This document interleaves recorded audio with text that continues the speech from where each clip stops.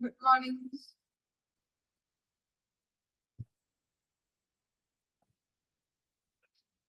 Morning.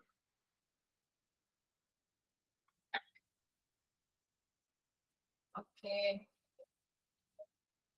ഇന്നലെ class ഉണ്ടായിരുന്നില്ലല്ലേ? Okay, 2 ദിവസം അവധിയൊക്കെ കഴിഞ്ഞ് വരുമ്പോ മടിയുണ്ടോ പഠിക്കാനിരിക്കാനായിട്ട്? സുഖാണല്ലോ? ഇല്ല. ഓക്കെ, സ്റ്റാർട്ട് ചെയ്യാം. ചെറുതായിട്ടുണ്ട്. ക്ലാസ്സും കൂടി നിൽക്കുള്ളൂ. മാമിന് സുഖാണ്. 12:30 വരെയല്ലേ ഉള്ളൂ, കുഴപ്പമില്ലല്ലോ. പ്രത്യേകിച്ചു ഓക്കെ, അപ്പൊ സ്റ്റാർട്ട് ചെയ്യാം നമുക്ക്.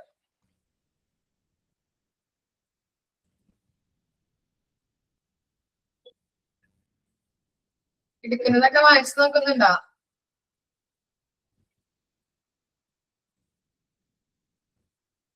ഓക്കെ.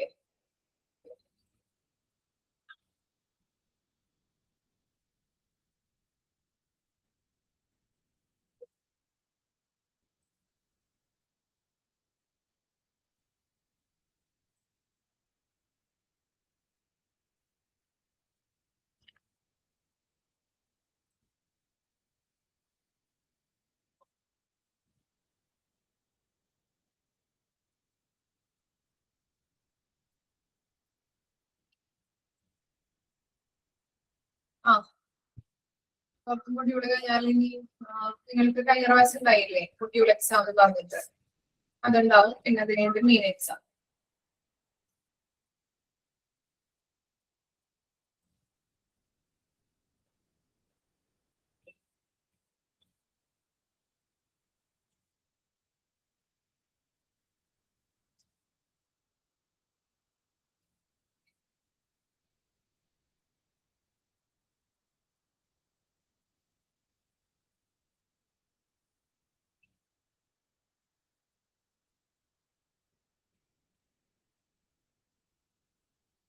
അതറിയില്ല മോളെ, PG ക്ലാസ് സ്റ്റാർട്ട് ചെയ്യുന്നതിന്റെ കാര്യംസിന് അറിയില്ല കേട്ടോ, എങ്ങനെയെന്ന് അറിയില്ല. ചിലപ്പോ ഇതിന്റെ ഒപ്പം ചിലപ്പോ തുടങ്ങാം, എനിക്ക് അറിയില്ല എങ്ങനെയാന്ന് കേട്ടോ. PR-നെ വിളിച്ചൊന്നും നോക്കാറില്ലേ, ചോദിക്കാറില്ലേ നിങ്ങൾ PGക്ക് ജോയിൻ ചെയ്തിട്ടുണ്ടോ?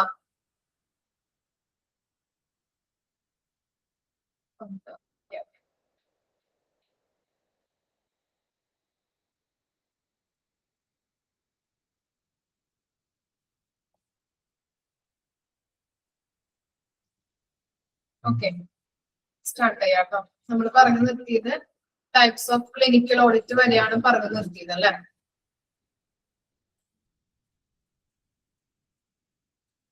ഓക്കെ, ഇനി നെക്സ്റ്റ് ടോപ്പിക് ആണ് roles of hospital administration in audit. Okay, next topic ആണ് roles of hospital administration in audit. First point നോക്കിയേ, to facilitate and provide good working environment. എന്താണ്? ആളുകൾക്ക് അല്ലെ, അവിടെ വർക്ക് ചെയ്യുന്നവർക്ക് അല്ലെ, വർക്കേഴ്സിന് എന്ത് കൊടുക്കണം? ഗുഡ് വർക്കിംഗ് എൻവയോൺമെന്റ്, നല്ല രീതിയിൽ വർക്ക് ചെയ്യാനായിട്ടുള്ള ഒരു എൻവയോൺമെന്റ്, അങ്ങനെയുള്ളൊരു അറ്റ്മോസ്ഫിയർ ഉണ്ടായിട്ടുണ്ടെങ്കിൽ മാത്രമാണ് അവർ നല്ല രീതിയിൽ വർക്ക് ചെയ്യുള്ളൂ അല്ലെ. അവർക്കൊരു സാറ്റിസ്ഫാക്ഷൻ വേണം, അവർക്ക് നല്ല രീതിയിലുള്ള മോട്ടിവേഷൻ കൊടുക്കുക. അതുപോലെ തന്നെ സാറ്റിസ്ഫൈഡ് പേഷ്യൻസിന് മാത്രം നമ്മൾ സാറ്റിസ്ഫാക്ഷൻ ഉറപ്പ് വരുത്തിയാൽ പോരാ, അവിടെ വർക്ക് ചെയ്യുന്ന വർക്ക് ചെയ്യുന്ന സ്റ്റാഫുകൾക്ക് കൂടി നമ്മൾ എന്ത് കൊടുക്കണം? റിലാക്സിങ് അല്ലെ, അങ്ങനെ നല്ല രീതിയിലുള്ള ഒരു കംഫർട്ടബിൾ ആയിട്ടുള്ള ഒരു എൻവയോൺമെന്റ് കൊടുക്കേണ്ടത് അത്യാവശ്യമാണ്. അപ്പൊ അങ്ങനെ കൊടുക്കുമ്പോൾ എന്താണ്, അവരുടെ വർക്കിൽ അവർ നല്ല രീതിയിൽ വർക്ക് ചെയ്യും, അതുപോലെ തന്നെ അവർ സാറ്റിസ്ഫൈഡ് ആയിരിക്കും, അതുപോലെ തന്നെ എറേഴ്സ് കുറവായിരിക്കും, നല്ല രീതിയിൽ പെർഫെക്റ്റോട് കൂടിയിട്ട് അവർ വർക്ക് ചെയ്യും അല്ലെ. അപ്പൊ അങ്ങനെ എല്ലാ കാര്യങ്ങളും, ഇപ്പൊ ഡോക്യുമെന്റ്സ് പ്രിപ്പയർ ചെയ്യാനായിട്ടായാലും റിപ്പോർട്ടുകൾ നമ്മൾ പ്രിപ്പയർ ചെയ്യുമ്പോഴൊക്കെ നല്ല രീതിയിൽ പെർഫെക്റ്റ് ആയിട്ട് ചെയ്യാനായിട്ട് അവർക്ക് സഹായിക്കുന്നുണ്ട്. അപ്പൊ അതാണ് പറയുന്നത്, അവർക്ക് നല്ല രീതിയിലുള്ള വർക്കിംഗ് എൻവയോൺമെന്റ് നമ്മൾ പ്രൊവൈഡ് ചെയ്ത് കൊടുക്കണം. ഇനി എന്താ? To provide facilities, resources and smooth supplies. ഇനി അവർക്ക് എന്താണ്, അവർക്ക് നല്ല രീതിയിൽ വർക്ക് ചെയ്യാൻ വേണ്ടതായിട്ടുള്ള എന്തൊക്കെ നമ്മൾ കൊടുക്കണം? ഫെസിലിറ്റീസ്, സൗകര്യങ്ങൾ കൊടുക്കുക, റിസോഴ്സുകൾ അവൈലബിൾ ആക്കി കൊടുക്കുക, അതുപോലെ തന്നെ മെറ്റീരിയൽസ് അല്ലെ, അവിടെ എല്ലാ തരം പ്രവർത്തനങ്ങളും നടത്തുന്നതിന് വേണ്ടതായിട്ടുള്ള മെറ്റീരിയൽസ് കൂടിയും അവർക്ക് പ്രൊവൈഡ് ചെയ്ത് കൊടുക്കണം. പിന്നെ എന്താണ്, to motivate to enable the medical care providers to work enthusiastically. എന്താണ് enthusiasm എന്ന് പറഞ്ഞാല്? enthusiasm എന്ന് പറഞ്ഞാൽ എന്താണ്? ആവേശം അല്ലെങ്കിൽ എന്താ, ഉത്സാഹം എന്ന് പറയാൻ പറ്റും നമുക്ക് അല്ലെ. ആവേശം അല്ലെങ്കിൽ ഉത്സാഹം അല്ലെ. അപ്പോ അവർക്ക് നമുക്കറിയാം, ഇപ്പൊ നമ്മള് ഒരു കമ്പനിയിലോ അല്ലെങ്കിൽ നമ്മൾ ഹോസ്പിറ്റലിലൊക്കെ വർക്ക് ചെയ്യുമ്പോൾ നമുക്ക് നല്ല രീതിയിൽ മോട്ടിവേഷൻ, ഗൈഡൻസ്, സൂപ്പർവിഷൻ ഒക്കെ കിട്ടിക്കഴിഞ്ഞാല് നമ്മൾ നല്ല രീതിയിൽ ഉത്സാഹത്തോട് കൂടിയിട്ട് നമ്മൾ അവിടെ വർക്ക് ചെയ്യും ഇല്ലേ. നമ്മളെ സപ്പോർട്ട് ചെയ്യാൻ കുറെ പേരുണ്ട്, നമ്മുടെ കോളീഗ്സ് ഒക്കെ നമ്മളെ സപ്പോർട്ട് ചെയ്യുന്നുണ്ട്, നമുക്ക് വേണ്ടതായിട്ടുള്ള ഗൈഡൻസ് തരുന്നുണ്ട്, മോട്ടിവേഷൻസ് തരുന്നുണ്ട് അല്ലെ. നമുക്കൊരു ആത്മവിശ്വാസം അല്ലെ, അങ്ങനെ കോൺഫിഡൻസ് ഒക്കെ തന്നു കഴിഞ്ഞിട്ടുണ്ടെങ്കിൽ നമ്മൾ അവിടെ ഉത്സാഹത്തോട് കൂടിയിട്ട് നിലനിൽക്കാനായിട്ടും അവിടെ വർക്ക് ചെയ്യാനായിട്ടും സഹായിക്കും. അതർവൈസ് ആണെങ്കിലോ അവിടെ എന്താണ്, സ്ട്രെസ് ഉണ്ട്, അതുപോലെ തന്നെ നമ്മൾ സപ്പോർട്ട് ചെയ്യാൻ ആരില്ല, നമ്മൾ സൂപ്പർവൈസ് ചെയ്യാൻ ആരില്ല, നമുക്ക് നമ്മുടെ വർക്കും കാര്യങ്ങളൊക്കെ പറഞ്ഞു തരാൻ ആരുമില്ല എന്നുണ്ടെങ്കിൽ വളരെ രീതിയിൽ അത് ടെൻഷൻ ഉണ്ടാവും. അതുപോലെ തന്നെ നമ്മൾ അവിടെ എന്താണ്, ശരിക്കും പറഞ്ഞാൽ ഒരു 6 മാസം അല്ലെങ്കിൽ 3 മാസം എങ്ങനെയെങ്കിലും അത് പിടിച്ചു നിന്നിട്ട് അവിടെ നിന്ന് എന്താണ് എക്സ്പീരിയൻസ് സർട്ടിഫിക്കറ്റ് കിട്ടിയിട്ട് പോകണം, അല്ലെങ്കിൽ വേറെ ഏതെങ്കിലും കമ്പനിയിലേക്ക് പോകണം എന്ന് പല ആളുകളും പറയുന്നത് നമ്മൾ കേട്ടിട്ടുണ്ടാവും അല്ലെ ഇല്ലേ. ഭയങ്കര സ്ട്രെസ് ആണ്, ടാർഗറ്റ് ഉണ്ട്, അതാണ് ഇതാണ്, എങ്ങനെയെങ്കിലും ഒന്നും എനിക്ക് അവിടെ നിന്ന് പോകാമെന്ന് പറയും ഇല്ലേ. പല ആളുകളും ടെൻഷനാണ്. ഈ ടെൻഷൻ വന്ന് പിന്നീട് എന്താണ്, ചിലപ്പോൾ നമ്മളും മാരകമായിട്ടുള്ള ഒരു അസുഖത്തിലേക്ക് അല്ലെങ്കിൽ രോഗിയായിട്ട് മാറാൻ ചാൻസ് ഉണ്ട് അല്ലെ. ടെൻഷനാണ് മനുഷ്യന്റെ ഏറ്റവും വലിയ ശത്രു എന്ന് തന്നെ നമുക്ക് പറയാൻ പറ്റും. നമ്മള് ഏതൊരു ചെറിയ കാര്യത്തിനും ആൺകുട്ടികളെക്കാട്ടിലും പെൺകുട്ടികളാണ് ടെൻഷൻ അടിക്കുന്നത് അല്ലെ ഇല്ലേ. നിങ്ങളായാലും ടെൻഷൻ അടിക്കാറുണ്ടോ? അതെ അല്ലെ. നമ്മളായാലും ഇപ്പൊ ചിലപ്പോ ഒരു നിസ്സാര കാര്യമായിരിക്കാം, പക്ഷെ എന്താണ്, നമ്മള് പെട്ടെന്ന് തന്നെ ടെൻസ്ഡ് ആവും അല്ലെ, അല്ലെങ്കിൽ ടെൻഷൻ അടിക്കും. ഒരുപാട് ടെൻഷൻ, അതെ, നമ്മള് ഓവറായിട്ട് ചിന്തിക്കും അല്ലെ. അങ്ങനെ വന്നാൽ എങ്ങനെയാവും, ഇത് ഇങ്ങനെ കിട്ടിക്കഴിഞ്ഞാൽ ഇത് എന്താവും അല്ലെ. അങ്ങനെ നമുക്ക് ഇങ്ങനെ ചിന്തിക്കാനായിട്ട് തുടങ്ങും അല്ലെ. അത് തന്നെ ഓവർ ടെൻഷൻ അടിക്കും നമ്മള്. അപ്പൊ ഹസ്ബൻഡ്സ് ഒക്കെ നമ്മൾ സപ്പോർട്ടൊക്കെ ഉണ്ടെങ്കിൽ നമുക്ക് കുഴപ്പമില്ല, അല്ലെങ്കിൽ നമുക്ക് ആരെങ്കിലും നമ്മൾ ടെൻഷൻ അടിക്കുന്നത് കണ്ടു നിൽക്കുമ്പോൾ ആരെങ്കിലും നമുക്കൊരു ആശ്വാസവാക്ക് പറയുമ്പോൾ ഒരു നല്ല രീതിയിൽ നമുക്കൊരു കോൺഫിഡൻസ് കിട്ടാറുണ്ട് ഇല്ലേ. അതെ, ചെറിയ കാര്യം മതി, എന്തെങ്കിലും അപ്പൊ തന്നെ. അപ്പൊ എന്റെ ഹസ്ബൻഡ്സ് ഒക്കെ ഹസ്ബൻഡ് പറയാറുണ്ട്, എനിക്ക് എപ്പോഴും ഒരു ചെറിയൊരു കാര്യം കിട്ടിയാൽ മതിയല്ലോ ടെൻഷൻ അടിക്കാനുണ്ട് അല്ലെ. അപ്പൊ അവര് പറയുന്നത് ഞാൻ ടെൻഷൻ അടിക്കണ്ട, വന്നോട്ട് വെച്ച് കാണാന്നൊക്കെ പറയും. പക്ഷെ എന്നാലും നമ്മൾ എന്താണ്, ഒരു ചെറിയ കാര്യം കിട്ടി കഴിഞ്ഞിട്ടുണ്ടെങ്കിലും പിന്നെ ടെൻഷൻ ആയിരിക്കുള്ളൂ. ഞാനൊക്കെ എങ്ങനെയാണ് ടെൻഷൻ അടിച്ച് ഭയങ്കര ടെൻഷനാണ് എനിക്കൊക്കെ. അതെ എല്ലാവരും കണക്കാണല്ലേ. അത് പറയാറുണ്ട്, ആൺകുട്ടികൾ എന്ന് പറഞ്ഞാല്, ആൺപിള്ളേർ എന്ന് പറഞ്ഞാല് ചിലപ്പോ വന്നോട്ട് വെച്ച് കാണാം, പക്ഷെ അവര് ടെൻഷൻ ഉണ്ടെങ്കിലും അല്ലെങ്കിൽ ഭയങ്കര സങ്കടമോ അങ്ങനെ എന്തെങ്കിലുമൊക്കെ ഉണ്ടെങ്കിലും പുറത്ത് കാണിക്കില്ല. പക്ഷെ നമ്മളാണ്, പെൺകുട്ടികളാണ് അങ്ങനത്തെ ഒരു രീതിയിൽ കാണിക്കുന്നത്. ടെൻഷൻ അടിക്കുക അല്ലെ, അതെ, ഫേസിൽ അവർ കാണിക്കില്ല, എക്സ്പ്രസ് ചെയ്യില്ല അവർ. അതെ. അപ്പൊ എന്താ നമ്മൾ പറഞ്ഞു വന്നത്, ഉത്സാഹത്തോട് കൂടിയിട്ട് അല്ലെ, നല്ല രീതിയിൽ നമുക്ക് ഗൈഡൻസ് പ്രൊവൈഡ് ചെയ്യാനായിട്ടായാലും നമുക്കൊരു സപ്പോർട്ട് ഉണ്ടെങ്കിൽ നല്ല രീതിയിൽ അവിടെ വർക്ക് ചെയ്യാനായിട്ട് സഹായിക്കുന്നുണ്ട്. പിന്നെ എന്താണ്, to attend patient complaint grievances by grievances redressal committee. ഇപ്പൊ എന്തെങ്കിലും ഒരു കംപ്ലൈന്റ്സ് പേഷ്യൻസിനായാലും പരാതികളൊക്കെ ഉണ്ടെങ്കിൽ നമ്മൾ എന്ത് ചെയ്യുന്നുണ്ട്, എവിടെ പോയിട്ടാണ്, അവിടെ ഒരു കമ്മിറ്റി ഉണ്ട് അല്ലെ, ഗ്രീവൻസസ് റിട്രസൽ കമ്മിറ്റി. പരാതികൾ പരിഹരിക്കുന്നതുമായിട്ട് ബന്ധപ്പെട്ട ഒരു കമ്മിറ്റി ഉണ്ടാവും. ആ കമ്മിറ്റിയിൽ കൊണ്ടുപോയിട്ട് നമ്മൾ എന്ത് ചെയ്യുന്നുണ്ട്, പേഷ്യൻസിന്റെ പ്രശ്നം എന്താണോ, കംപ്ലൈന്റ് എന്താണോ അത് നമ്മൾ ഒത്തുതീർപ്പാക്കുന്നു. To edit and monitor media coverage or press notes. എന്തായിരിക്കും ആ പോയിന്റ് പറയുന്നത്? എന്തെങ്കിലും മനസ്സിലായോ? To edit and monitor media coverage or press notes. എന്തായിരിക്കാം? അനലൈസിസ്.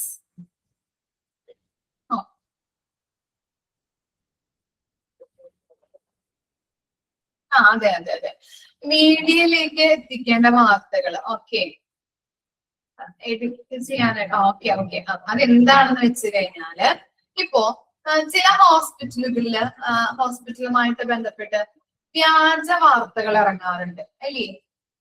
നമ്മുടെ ഹോസ്പിറ്റലില് എന്താണ് നല്ല രീതിയിൽ പ്രവർത്തിക്കുന്ന ഹോസ്പിറ്റൽ ആയിരിക്കും. അതിനെ കരിവാരി തേക്കാൻ വേണ്ടിയിട്ട് മറ്റു പല എന്താ ഹാക്കേഴ്സ് എന്നൊക്കെ പറയില്ലേ, അതുപോലെ തന്നെയാണ് എന്താണ് നമ്മുടെ ഇത് സമൂഹത്തിന്റെ ഇടയിൽ നല്ല രീതിയിൽ നിലനിൽക്കുന്ന ഹോസ്പിറ്റൽ ആണെങ്കിൽ അതിന്റെ ഒരു ഇമേജ് തകർക്കണം എന്ന രീതിയിൽ അത് തന്നെ എന്താണ് നമ്മുടെ ഹോസ്പിറ്റലിനെ കുറിച്ച് പല വ്യാജ വാർത്തകളും മറ്റുള്ളവർ ഇറക്കും അല്ലെ. ചിലപ്പോൾ മറ്റുള്ള ഹോസ്പിറ്റൽസ് ആവാം, അല്ല മറ്റുള്ള ആരെങ്കിലൊക്കെ ആവാം അല്ലെ, സമൂഹത്തിന്റെ ഇടയിൽ നിന്നൊക്കെ ആവാം അല്ലെ. തെറ്റായിട്ടുള്ള വാർത്തകൾ അവർ ഇറക്കും. അങ്ങനെ ഇറക്കുമ്പോ എന്താണ് അവരത് വിശ്വസിക്കും അല്ലെ, പൊതുജനങ്ങൾ അത് വിശ്വസിക്കും അല്ലെ. അപ്പോ ഇവരുടെ ഈ എന്താണ് എന്താ പറയാ, ഇവരുടെ ആ സത്യാവസ്ഥ അല്ലെ, സത്യസന്ധമായിട്ടുള്ള കാര്യങ്ങള് ജനങ്ങളുടെ ഇടയിലേക്ക് എത്തിക്കാൻ വേണ്ടിയിട്ട് ഇവരെന്ത് ചെയ്യുന്നുണ്ട്, പ്രസ് മീറ്റ് വെക്കാറുണ്ട്. ഇപ്പോ എന്താ ഈ മന്ത്രിമാരൊക്കെ അങ്ങനെ ചെയ്യുന്നത് കണ്ടിട്ടില്ലേ, വാർത്തകളൊക്കെ കാണാമല്ലോ നമുക്ക്. അതുപോലെ തന്നെ എന്താ ഇപ്പോ ചിലപ്പോ സിനിമാ നടന്മാര് അല്ലെങ്കിൽ ആരെങ്കിലും ഒക്കെ ഇങ്ങനെ എന്തെങ്കിലുമൊക്കെ ബുദ്ധിമുട്ടുകൾ അല്ലെങ്കിൽ പ്രശ്നത്തിൽ പെട്ടവരൊക്കെ ഇങ്ങനെയുള്ള കാര്യങ്ങൾ ചെയ്യാറുണ്ട്. പ്രസ് മീറ്റ്സുകളൊക്കെ വെച്ചിട്ട് അവരുടെ സത്യസന്ധമായിട്ടുള്ള വാർത്തകൾ പറയാറുണ്ട്. അതെ അതെ അതെ. അപ്പൊ അങ്ങനെയുള്ള പല കാര്യങ്ങളും അല്ലെ, അവരുടെ സത്യസന്ധമായിട്ടുള്ള കാര്യങ്ങള് ജനങ്ങളിലേക്ക് എത്തിക്കുന്നതിന് വേണ്ടിയിട്ട് ഞങ്ങളുടെ എങ്ങനെയാണ് അല്ലെങ്കിൽ എന്റെ വാർത്തകള് എന്താണ് സത്യമല്ല എന്ന് അറിയിക്കാൻ വേണ്ടിയിട്ട് ജനങ്ങളിലേക്ക് എത്തിക്കുന്നതിന് വേണ്ടിയിട്ടാണ് പ്രസ് മീറ്റ്സുകൾ വെക്കുന്നത്. അതാണ് അവിടെ കൊടുത്തിരിക്കുന്നത് കേട്ടോ. പിന്നെ എന്താ, patient satisfaction survey to reveal the grey areas. എന്താണ് ഗ്രേ ഏരിയാസ് എന്ന് പറഞ്ഞാല് ചാര നിറത്തിലുള്ള പ്രദേശങ്ങൾ എന്നാണ് അവിടെ പറയുന്നത് അല്ലെ. അവിടെ ഉദ്ദേശിക്കുന്നത് പേഷ്യന്റ് സാറ്റിസ്ഫാക്ഷൻ കൂട്ടാൻ വേണ്ടിയിട്ട് അവർക്ക് പേഷ്യൻസിന് അൺഫേവറബിൾ ആയിട്ടുള്ള കാര്യങ്ങൾ കുറച്ചുകൊണ്ട് ഫേവറബിൾ ആയിട്ടുള്ള കാര്യങ്ങളിൽ ശ്രദ്ധ കൊടുക്കണം. അവർക്ക് അവരുടെ സാറ്റിസ്ഫാക്ഷൻ കിട്ടണം അല്ലെ, എന്നാൽ മാത്രമാണ് മറ്റുള്ള പേഷ്യൻസ് നമ്മുടെ ഹോസ്പിറ്റലിലോട്ട് വരുള്ളൂ. അപ്പൊ സംതൃപ്തി കിട്ടാൻ വേണ്ടിയിട്ടുള്ള കാര്യങ്ങള് കൂടുതലായിട്ടും ശ്രദ്ധ കേന്ദ്രീകരിച്ചുകൊണ്ട് അത് ചെയ്തു കൊടുക്കാനായിട്ട് നോക്കാം. പിന്നെന്താ, to conduct exit interview and make changes as suggested. എന്താണ് എക്സിറ്റ് ഇന്റർവ്യൂ എന്ന് പറഞ്ഞാല്? എന്തെങ്കിലും ഐഡിയ ഉണ്ടോ എക്സിറ്റ് ഇന്റർവ്യൂ എന്ന് പറയുമ്പോ?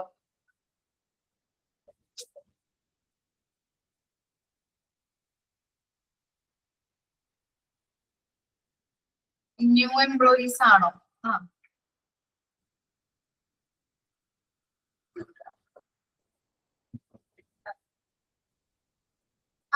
പിരിച്ചുവിടൽ. ഓക്കെ. എക്സിറ്റ് ഇന്റർവ്യൂ എന്ന് പറയുമ്പോ അങ്ങനെയാണ് ഉദ്ദേശിക്കുന്നത് അല്ലെ. ഞാൻ പറയാം, ഇവിടെ എന്താണ് എക്സിറ്റ് ഇന്റർവ്യൂ എന്ന് പറഞ്ഞു കഴിഞ്ഞിട്ടുണ്ടെങ്കിൽ ഈ എന്താണ് ചില കാരണങ്ങൾ കൊണ്ട് ചില എംപ്ലോയീസ് റിസൈൻ ചെയ്യാനായിട്ട് നിൽക്കും നമ്മുടെ കമ്പനിയിൽ നിന്ന് അല്ലെങ്കിൽ നമ്മുടെ ഹോസ്പിറ്റലിലായാലും. എന്താണ് ചില കാരണങ്ങളാല് അത് റിസൈൻ ചെയ്ത് പോവാനായിട്ട് നിൽക്കും. അപ്പൊ എന്തൊക്കെ കാരണങ്ങൾ കൊണ്ടാവാം റിസൈൻ ചെയ്യുന്നത്? അതെ, എന്തൊക്കെ കാരണങ്ങൾ ഉണ്ടാവാം? ഒരു പ്രശ്നം എന്ന് പറയുന്നത് മെയിൻ ആയിട്ട് സാലറി ആണ് അല്ലെ.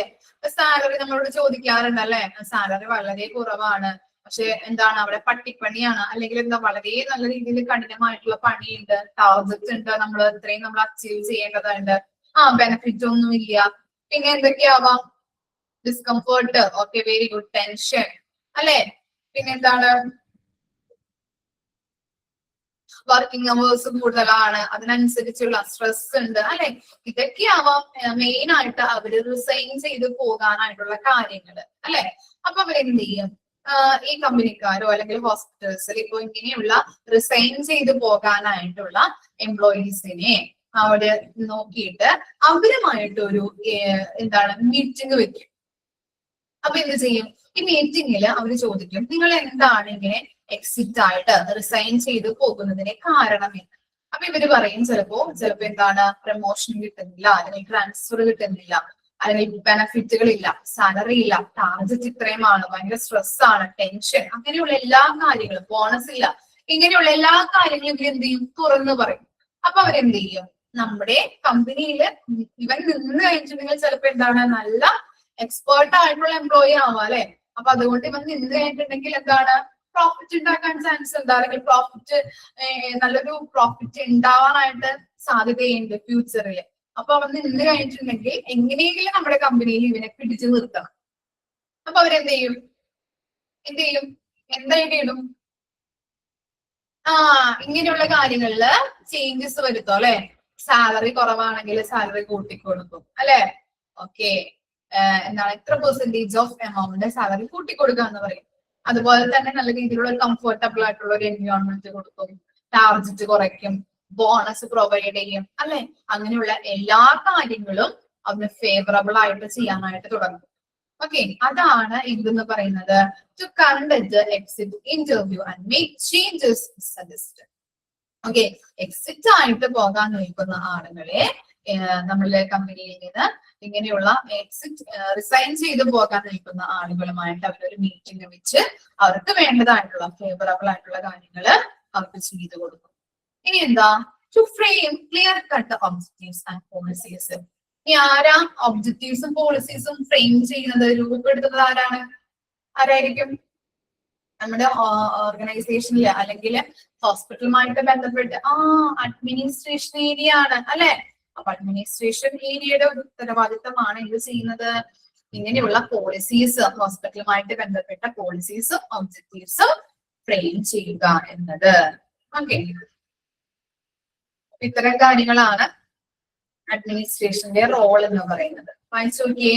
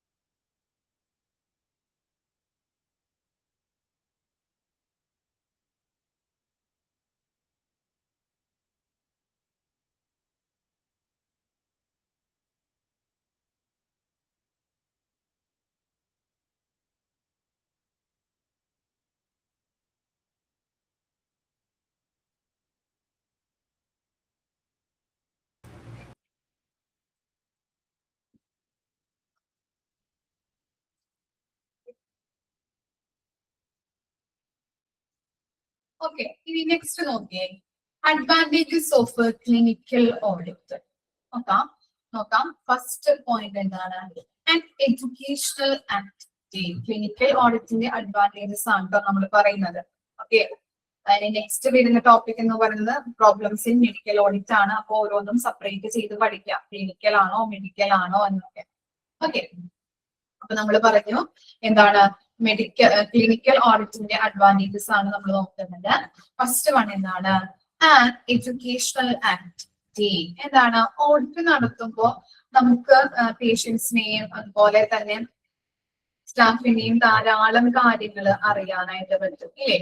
സ്റ്റാഫിനെ കുറിച്ചായിട്ടുണ്ടെങ്കിലും അതുപോലെ തന്നെ പേഷ്യൻസിന്റെ എല്ലാ വിവരങ്ങളും, പേഷ്യൻസ് രജിസ്റ്റർ, മെഡിക്കൽ ഓഡിറ്റ്, ഇതൊക്കെ നമ്മൾ നോക്കിയിട്ട് ഓരോ കാര്യങ്ങളും അറിയാനായിട്ട് പറ്റുന്നുണ്ട് അല്ലെ. അപ്പൊ അത് നമ്മൾ വായിച്ച് മനസ്സിലാക്കുകയാണ് ചെയ്യുന്നത് അല്ലെ. ഓരോ കാര്യങ്ങളും നമ്മൾ നോക്കുന്നുണ്ട്, അത് മനസ്സിലാക്കുന്നുണ്ട്. അപ്പൊ ഒരു എഡ്യൂക്കേഷണൽ ആക്ടിവിറ്റി ആയിട്ട് നമുക്ക് പറയാൻ പറ്റും ഇല്ലേ. ഓരോ കാര്യങ്ങളും നമ്മൾ അറിയുകയാണ് ചെയ്യുന്നത് അല്ലെ. ഒരു എഡ്യൂക്കേഷണൽ ആക്ടിവിറ്റിയാണ് ക്ലിനിക്കൽ ഓഡിറ്റ് എന്ന് പറയുന്നത്. ഇനി എന്താ? പ്രമോട്ട്സ് അണ്ടർസ്റ്റാൻഡിങ് എന്ന് പറഞ്ഞാൽ അവർ ഉദ്ദേശിക്കുന്നത് financial functions and non financial functions അറിയാനായിട്ട് പറ്റും ഇല്ലേ? നമുക്ക് എന്താണ് ഇപ്പോഴുള്ള ഫിനാൻഷ്യൽ ബെനിഫിറ്റ് എങ്ങനെയാണ്, ലോസ് ഉണ്ടാവോ, ഇനി ഫ്യൂച്ചറിൽ ബെനിഫിറ്റ് ഉണ്ടാവോ, പ്രോഫിറ്റ് ഉണ്ടാവോ, ലോസ് ഉണ്ടാവോ എന്നൊക്കെ നമുക്ക് ഇങ്ങനെയുള്ള ഓഡിറ്റ് പ്രിപ്പയർ ചെയ്യുമ്പോൾ ഐഡന്റിഫൈ ചെയ്യാനായിട്ട് സാധിക്കുന്നുണ്ട്. പിന്നെന്താ റിസോഴ്സ് ഇഫക്റ്റീവ്, എന്താണ് വിഭവങ്ങളെ ഫലപ്രദമായിട്ട് യൂസ് ചെയ്യാനായിട്ട് സഹായിക്കുന്നുണ്ട് അല്ലെ? ഓഡിറ്റ് നടത്തുമ്പോൾ എല്ലാ കാര്യങ്ങളും അല്ലെ, സ്റ്റാമ്പുകളായിരിക്കാം, വിഭവങ്ങൾ എന്ന് പറയുമ്പോൾ മെഷീൻസ് മെറ്റീരിയൽസ് മാത്രമാണോ? അല്ല, എന്തൊക്കെയാണ്? സ്റ്റാഫുകൾ വരാം, അതുപോലെ തന്നെ പേഷ്യൻസ് വരാം, ഇതൊക്കെ റിസോഴ്സുകളാണ് അല്ലെ? അപ്പൊ അതുകൊണ്ട് തന്നെ എല്ലാവരെയും കുറിച്ച് നമ്മൾ എല്ലാവരും ഉൾപ്പെടുത്തി എല്ലാവരെയും യൂസ് ചെയ്തുകൊണ്ട് അത് ഉപയോഗിക്കാനായിട്ട് സാധിക്കുന്നുണ്ട്. ഓക്കെ, പിന്നെ എന്താണ് റൈസസ് സ്റ്റാൻഡേർഡ്സ്, എന്താണ് സ്റ്റാൻഡേർഡ്സ് ഉയരുന്നു. നമുക്ക് ക്ലിനിക്കൽ ഓഡിറ്റ് ഒക്കെ പ്രിപ്പയർ ചെയ്യുമ്പോൾ എന്താണ് നമ്മുടെ ഓർഗനൈസേഷൻ അല്ലെങ്കിൽ ഹോസ്പിറ്റൽസ് ഏറ്റവും നല്ല രീതിയിലാണ് രോഗികൾക്ക് സർവീസ് കൊടുക്കുന്നത്, അല്ലെങ്കിൽ എവിടെയെങ്കിലും ഇംപ്രൂവ്മെന്റ് വരുത്തേണ്ടതുണ്ടോ എന്നൊക്കെ ഐഡന്റിഫൈ ചെയ്യാനായിട്ട് പറ്റും. അതുവഴി എന്താണ് നല്ല രീതിയിലാണെങ്കിൽ സമൂഹത്തിന്റെ ഇടയിൽ നമ്മുടെ ഓർഗനൈസേഷന്റെ സ്റ്റാൻഡേർഡ്സ് അല്ലെ റെപ്യൂട്ടേഷൻ കൂടാനായിട്ട് അല്ലെങ്കിൽ ഇൻക്രീസ് ചെയ്യാനായിട്ട് സഹായിക്കുന്നുണ്ട്. പിന്നെന്താ പ്രമോട്ട്സ് ചേഞ്ചസ്. നമ്മൾ പറഞ്ഞു അല്ലെ, ഓഡിറ്റ് നമ്മൾ പ്രിപ്പയർ ചെയ്യുമ്പോൾ എവിടെയെങ്കിലും എന്തെങ്കിലുമൊക്കെ ചേഞ്ചസ് വരുന്നുണ്ടോ ഇല്ലയോ, വരുത്തണോ എന്നൊക്കെ നമുക്ക് ഐഡന്റിഫൈ ചെയ്യാൻ പറ്റും അല്ലെ? അപ്പൊ മാറ്റങ്ങൾ വരുത്തേണ്ട കാര്യങ്ങൾ അല്ലെങ്കിൽ മാറ്റങ്ങൾ വരുത്തേണ്ട സ്ഥലത്തൊക്കെ നമുക്ക് മാറ്റങ്ങൾ വരുത്താനായിട്ട് ഐഡന്റിഫൈ ചെയ്യുന്നുണ്ട്. അതനുസരിച്ച് നമുക്ക് ക്ലിനിക്കൽ ഓഡിറ്റ് ഹെൽപ്പ് ചെയ്യുന്നുണ്ടെന്നാണ് പറയുന്നത്. സോഴ്സസ് ഓഫ് ഇൻഫർമേഷൻ, എന്താണ് ഓഡിറ്റ് നമ്മൾ പ്രിപ്പയർ ചെയ്യുമ്പോൾ പല ഇൻഫർമേഷൻസ് നമുക്ക് ആവശ്യമായിട്ട് വരുന്നുണ്ട് അല്ലെ? ഓക്കെ, അതുപോലെ തന്നെ ധാരാളം കാര്യങ്ങൾ നമ്മൾ എന്താണ് ഇൻഫർമേഷൻസിൽ നിന്ന് ഓരോ കാര്യങ്ങളും നമ്മൾ ഐഡന്റിഫൈ ചെയ്യുന്നതിലൂടെ നമുക്ക് പഠിക്കാനായിട്ട് പറ്റുന്നുണ്ട്. ഓക്കെ, പിന്നെ എന്താ പറയുന്നത് peer led and peer understanding, എന്താണ് ഒരുമിച്ച് പ്രവർത്തിക്കുക, ഒരുമിച്ച് മനസ്സിലാക്കുക. ഓഡിറ്റ് നമ്മൾ പ്രിപ്പയർ ചെയ്യുന്നത് ഒരാൾ മാത്രമാണോ? ഓഡിറ്റില് എല്ലാ കാര്യങ്ങളും നല്ല രീതിയിൽ നമ്മൾ പ്രിപ്പയർ ചെയ്യണമെന്നുണ്ടെങ്കിൽ എല്ലാ വിഭവങ്ങളും നമ്മൾ നല്ല രീതിയിൽ ഉപയോഗിക്കണം അല്ലെ? മെറ്റീരിയൽസ് മാത്രമല്ല, അല്ലെങ്കിൽ സ്റ്റാഫുകൾ മാത്രമല്ല, ബാക്കി എന്താണ് പേഷ്യൻസ് ഉണ്ടാവും, എല്ലാ മെമ്പേഴ്സുകൾ അല്ലെ, സ്റ്റാഫുകൾ എല്ലാവരും കൂടി ചേർന്ന് കൊണ്ട് എല്ലാവരുടെയും ഒരു കൂട്ടായ പ്രവർത്തനമാണ് നമുക്ക് നല്ല രീതിയിൽ ഒരു ഓഡിറ്റ് പ്രിപ്പയർ ചെയ്യാനായിട്ട് പറ്റുള്ളൂ അല്ലെ? പേഷ്യൻസ് സഹകരിക്കണം, അവരോട് ഇപ്പൊ ചോദിച്ച് മനസ്സിലാക്കേണ്ട കാര്യങ്ങൾ ഉണ്ടാവാം, അവരുടെ റെക്കോർഡുകൾ നമുക്ക് നോക്കി മനസ്സിലാക്കേണ്ട കാര്യങ്ങൾ ഉണ്ടാവാം. സ്റ്റാഫുകളോടായാലും ഓരോ കാര്യങ്ങളും ചോദിച്ച് മനസ്സിലാക്കേണ്ടതുണ്ടാവും. ഇപ്പോ സ്റ്റാഫുകൾ ഓഡിറ്റ് നടത്തുമ്പോൾ അവർ മാറി നിന്ന് കഴിഞ്ഞിട്ടുണ്ടെങ്കിൽ അല്ലെങ്കിൽ നമുക്ക് ഇൻഫർമേഷൻസോ കാര്യങ്ങളൊന്നും തരുന്നില്ല എങ്കിൽ നല്ല രീതിയിൽ നമുക്ക് ഓഡിറ്റ് നടത്താനായിട്ട് പറ്റില്ല. അപ്പൊ എന്താണ് എല്ലാവരും കൂടി ചേർന്ന് എല്ലാവരും കോർഡിനേറ്റ് ചെയ്ത് പ്രവർത്തിച്ചാൽ മാത്രമാണ് നല്ല രീതിയിൽ നമുക്ക് ഓഡിറ്റ് പ്രിപ്പയർ ചെയ്യാനായിട്ട് അതൊരു സക്സസ്ഫുള്ളിലേക്ക് ആവാനായിട്ട് സാധിക്കും അല്ലെ? അതാണ് അവിടെ പറയുന്നത്, എന്താണ് ഒരുമിച്ച് പ്രവർത്തിക്കുക, ഒരുമിച്ച് മനസ്സിലാക്കുക. പിന്നെ എന്താ ഇൻവോൾവ്സ് പേഷ്യൻസ്, എന്താണ് പേഷ്യന്റ് എന്ന് പറഞ്ഞാല് ഓഡിറ്റില് എത്രമാത്രം പ്രാധാന്യമുണ്ട്, അല്ലെങ്കിൽ പ്രാധാന്യമുള്ളവരാണോ പേഷ്യൻസ് എന്ന് പറയുന്നത്? ഉണ്ട് അല്ലെ? അവരുടെ എന്താണ് പേഷ്യന്റ് രജിസ്റ്റർ, പേഷ്യന്റ് എന്താ പിന്നെ മെഡിക്കൽ റെക്കോർഡ്സുകള് കാര്യങ്ങളൊക്കെയാണ് നമ്മൾ അവരുടെ എക്സ്പീരിയൻസ് എല്ലാ കാര്യങ്ങളും നമ്മൾ ഓഡിറ്റ് പ്രിപ്പയർ ചെയ്യുമ്പോൾ നമ്മൾ അറിയേണ്ടതുണ്ട് അല്ലെ? അപ്പൊ പേഷ്യൻസ് എന്ന് പറഞ്ഞാൽ എന്താണ് ഏറ്റവും ഇമ്പോർട്ടന്റ് ആയിട്ടുള്ള ഒരു ഫാക്ടർ ആണ് ഓഡിറ്റിൽ എന്ന് പറയാൻ പറ്റും അല്ലെ? ഓഡിറ്റിൽ നടത്തുമ്പോൾ അല്ലെങ്കിൽ ഓഡിറ്റ് നടത്തുമ്പോൾ ഏറ്റവും ഇമ്പോർട്ടന്റ് ആയിട്ടുള്ള ഒരു ഫാക്ടർ ആണ് ആരെന്ന് പറയാൻ പറ്റും? പേഷ്യന്റ് എന്ന് നമുക്ക് പറയാൻ പറ്റും ഇല്ലേ? പേഷ്യൻസ് ഇല്ലാതെ നമുക്ക് ഒരു കാര്യവും നമുക്ക് നടക്കില്ല. സ്റ്റാഫുകൾ മാത്രമായാലും നമുക്ക് ഓഡിറ്റ് നടത്താനായിട്ട് പറ്റില്ല. പേഷ്യൻസ് എന്ന് പറഞ്ഞാൽ ഏറ്റവും ഇമ്പോർട്ടന്റ് ആയിട്ടുള്ള ഒരു ഫാക്ടർ ആണ്.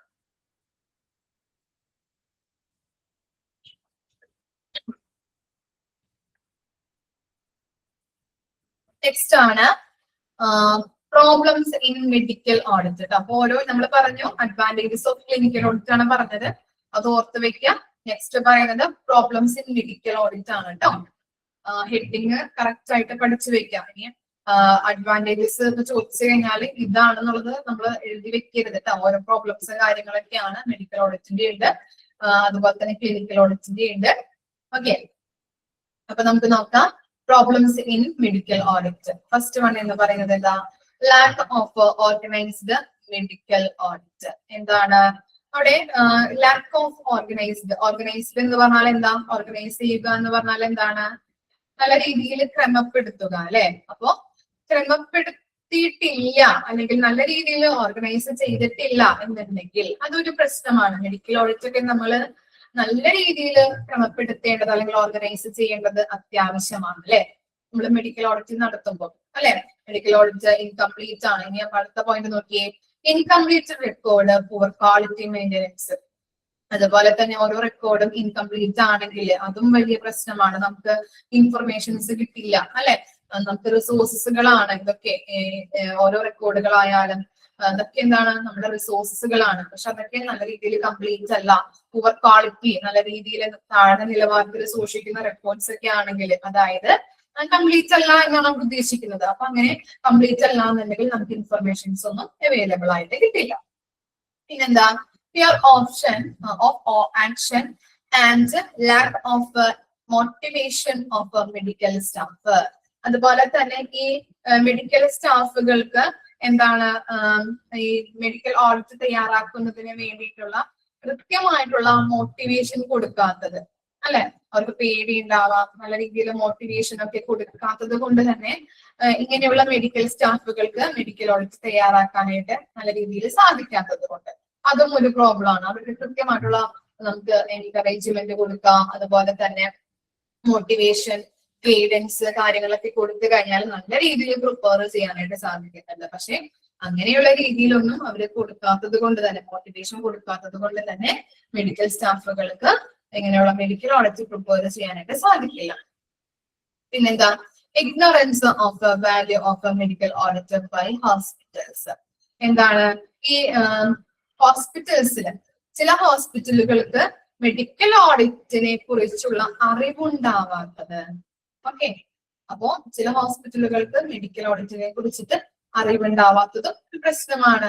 മെഡിക്കൽ ഓഡിറ്റ് തയ്യാറാക്കുമ്പോൾ അല്ലെങ്കിൽ മെഡിക്കൽ ഓഡിറ്റ് പ്രിപ്പയർ ചെയ്യുമ്പോൾ നല്ല രീതിയിൽ കംപ്ലീറ്റ് അല്ല അല്ലെങ്കിൽ അങ്ങനെയുള്ള കാര്യങ്ങളൊന്നും അവർക്ക് അറിയില്ല എങ്കിൽ എന്താണ്? അതൊരു ബുദ്ധിമുട്ടാണ്. നമുക്ക് നല്ല രീതിയിലുള്ള ഇൻഫർമേഷൻസും കാര്യങ്ങളും ഒന്നും കിട്ടില്ല. അത് ചിലപ്പോൾ ഇൻകംപ്ലീറ്റ് ആക്കിയിട്ടുണ്ടാവാം, അല്ലെങ്കിൽ അതൊക്കെ ചെയ്യണമെങ്കിൽ ചെയ്യാം അല്ലെങ്കിൽ വേണ്ട എന്നുള്ള രീതിയിലൊക്കെ ആണെങ്കിൽ അതൊക്കെ വളരെ ബുദ്ധിമുട്ടാണല്ലേ. നല്ല രീതിയിൽ നമുക്ക് ഇൻഫർമേഷൻസ് കാര്യങ്ങളൊന്നും കിട്ടില്ല. അതുകൊണ്ടാണ് അവിടെ പറയുന്നത് ചില ഹോസ്പിറ്റലുകൾക്ക് മെഡിക്കൽ ഓഡിറ്റ് നടത്തുന്നതിനെ കുറിച്ചുള്ള അറിവ് ഉണ്ടാവാത്തതുണ്ട്. പിന്നെന്താ? സപ്രഷൻസ് ഓഫ് ഫാക്ട്സ്, റോങ് റിപ്പോർട്ടിങ്. എന്താണ് ഈ ഇവിടെ പറയുന്നത്? ശരിയായ കാര്യം ഒഴിവാക്കുക, തെറ്റായ കാര്യം കൂട്ടിച്ചേർക്കുക. ഇപ്പോ ചിലവര് പറഞ്ഞത് കാണാൻ പറ്റും. എന്താ പറയാ, ചിലവരിപ്പോ എക്സാംസിനൊക്കെ നമ്മളെന്താ കുറെ നമ്മളിങ്ങനെ വാരി വലിച്ച് നമ്മൾ എഴുതിയിട്ടുണ്ടാവും.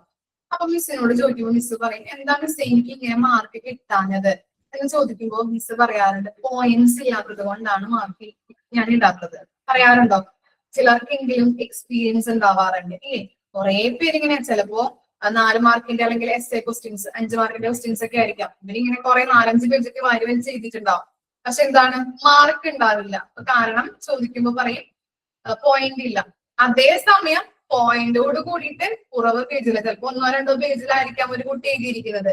പക്ഷെ പോയിന്റ് ഉണ്ടെങ്കിൽ ടീച്ചർ എന്ത് കൊടുക്കും? മാർക്ക് കൊടുക്കാറുണ്ട്. അതുപോലെയാണ് ഇവിടെ പറയുന്നത്, ശരിയായ കാര്യം ഒഴിവാക്കിയിട്ട് തെറ്റായ കാര്യം നമ്മളെ കുറെ ഇങ്ങനെ വാരി വലിച്ച് എഴുതും. ചിലപ്പോ തെറ്റാണ്, നമുക്ക് ആ ക്വസ്റ്റ്യന്റെ ആൻസറിനെ കുറിച്ച് അറിയാൻ പാടുണ്ടാവില്ല. ചിലവരെന്താ വാരി വലിച്ചെന്നിട്ട് എഴുതാറുണ്ട് ഇല്ലേ? അതാണ് ഇതാണെന്നൊക്കെ ചോദിക്കാറുണ്ട്, പറഞ്ഞു എഴുതാറുണ്ട്. അപ്പൊ അത് തന്നെയാ പറയുന്നത്. അപ്പൊ എന്താണ്? കറക്റ്റ് ആയിട്ടുള്ള കാര്യം എഴുതിയിട്ടുണ്ടെങ്കിൽ മാർക്ക് കിട്ടും, അല്ലെങ്കിൽ ഉണ്ടാവില്ല മാർക്ക് അല്ലെ? 0 ആയിരിക്കും മാർക്ക് കിട്ടുന്നത്. അതാണ് പറയുന്നത്. ശരിയായ കാര്യം ഒട്ടും ഇല്ലേന്താനും തെറ്റായ കാര്യം കൂട്ടിച്ചേർന്ന് വെച്ചിട്ടുണ്ട്. അങ്ങനെയാണെങ്കിലോ നല്ല രീതിയിൽ നമുക്ക് ഓഡിറ്റ് നമുക്ക് ചെയ്യാൻ പറ്റോ? ഇല്ല. അതാണ് അവിടെ പറയുന്നത്. അപ്പോ അതാണ് പറയുന്നത്, എന്താണ്? ഓഡിറ്റിന് വിധേയമാക്കുന്ന കാര്യങ്ങൾ എന്താണ്? നല്ല രീതിയിൽ അത് എല്ലാ കാര്യങ്ങളും നല്ല രീതിയിൽ നമുക്ക് പ്രിപ്പയർ ചെയ്യാൻ സാധിക്കണമെങ്കിൽ ശരിയായ കാര്യങ്ങൾ നമ്മൾ അവിടെ എഴുതി ചേർക്കണം അല്ലെ? ശരിയായ കാര്യമൊന്നുമില്ല, തെറ്റായ കാര്യം കൂട്ടിച്ചേർത്ത് വെച്ചിട്ടുണ്ട്. ഓക്കെ, ക്ലിയർ ആയോ പ്രോബ്ലംസ്? വായിച്ചു നോക്കിയേ. അഡ്വാൻറ്റേജസും പ്രോബ്ലംസ് ഒന്ന് വായിക്കാം കേട്ടോ.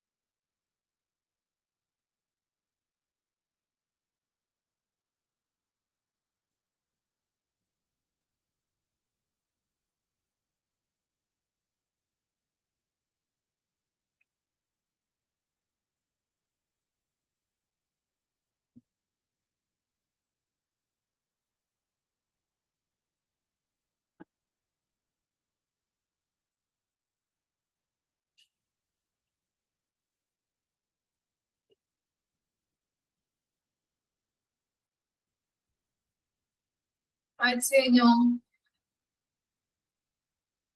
ഓക്കെ, ചെറിയൊരു പോർഷനും കൂടി ഉള്ളൂ കേട്ടോ നമുക്ക്. അതോടുകൂടി നമ്മുടെ ചാപ്റ്റർ കംപ്ലീറ്റ് ആകും. Contents of an audit report. ഏതൊക്കെ നമ്മൾ ഓഡിറ്റ് റിപ്പോർട്ടൊക്കെ പ്രിപ്പയർ ചെയ്യുമ്പോൾ ഏതൊക്കെ കണ്ടൻസ് ആണ് അതിനകത്ത് ഉൾപ്പെടുത്തേണ്ടത് എന്നുള്ളതാണ് കൊടുത്തിരിക്കുന്നത്. നമ്മളിപ്പോ ഒരു പ്രൊജക്ട് റിപ്പോർട്ട് തയ്യാറാക്കുമ്പോഴും ആദ്യം എന്താണ്, ആദ്യം നമ്മുടെ ഫ്രണ്ട് ഷീറ്റ് ഉണ്ടാവും, പിന്നെ കണ്ടന്റ് പേജ് ഉണ്ടാവും, അങ്ങനെ മെത്തഡോളജി അങ്ങനെയുള്ള കാര്യങ്ങളൊക്കെ നമ്മൾ എഴുതാറുണ്ട് അല്ലെ. അതുപോലെ തന്നെയാണ് അല്ലെ പ്രിപ്പയർ ചെയ്യാറില്ല? ആരെങ്കിലും ചെയ്തിട്ടുണ്ടോ?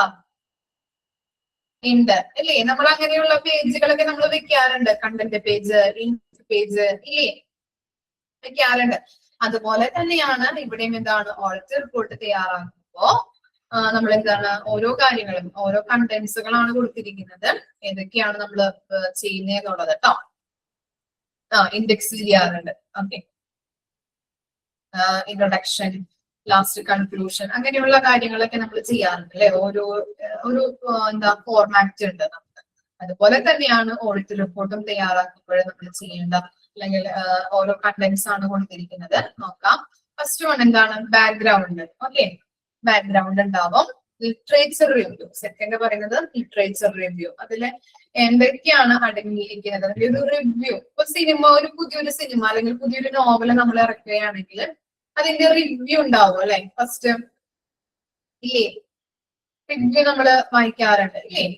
കഥയുടെ ആയാലും അതെ, അതുപോലെ തന്നെ ഇപ്പൊ ഒരു പോയം ആയാലും ശരിയാണ്, നമ്മൾ റിവ്യൂ അവിടെ കൊടുക്കാറ്. ഇനി എന്താണ്, ക്രൈറ്റീരിയ ആൻഡ് സ്റ്റാൻഡേർഡ്സ് അല്ലെ, മാനദണ്ഡങ്ങള്. ഇനി എന്താണ്, മെത്തേഡ്സ് ആൻഡ് പ്രോട്ടോകോൾ യൂസ്ഡ്. ഏതൊക്കെ മെത്തേഡ്സ് ആണ് നമ്മൾ ഓഡിറ്റ് റിപ്പോർട്ട് പ്രിപ്പയർ ചെയ്യുമ്പോൾ യൂസ് ചെയ്തിരിക്കുന്നത്. അതിന് റിസൾട്ട് അല്ലെ, നമുക്ക് ഓഡിറ്റ് റിപ്പോർട്ട് അല്ലെങ്കിൽ ഓഡിറ്റ് ചെയ്തിട്ട് നമുക്ക് എന്ത് റിസൾട്ട് ആണ് കിട്ടിയിരിക്കുന്നത്. റെക്കമെൻഡേഷൻസ് ഫോർ ചേഞ്ച്, എന്താണ്, എന്തൊക്കെ ചേഞ്ച് വേണമെന്നുള്ള ശുപാർശകൾ, എന്തൊക്കെ ചേഞ്ച് ആണ് ഇനി വരുത്തേണ്ടത്. ഇനി എന്താ, റെക്കമെൻഡേഷൻ ഫോർ ഫർദർ ഓഡിറ്റ്. ഇനിയും ഓഡിറ്റ് തയ്യാറാക്കണം എന്നുണ്ടെങ്കിൽ അതിന്റെ ആവശ്യകത എന്താണെന്നുള്ളതാണ് അവിടെ നമ്മൾ എഴുതേണ്ടത്. അത്തരം കാര്യങ്ങളാണ് എന്തില് വരുന്നത്, കണ്ടന്റ്സ് ഓഫ് ആൻ ഓഡിറ്റ് റിപ്പോർട്ടിൽ വരുന്നത്. ഇമ്പോർട്ടൻസ് ആണ്, ഓർത്ത് വെക്കാം. ബാക്ക്ഗ്രൗണ്ട് ഉണ്ട്, literature review, criteria and standards, methods and protocol used, result, recommendations for change, recommendations for further audit. Okay, വായിച്ചു നോക്കാം കേട്ടോ.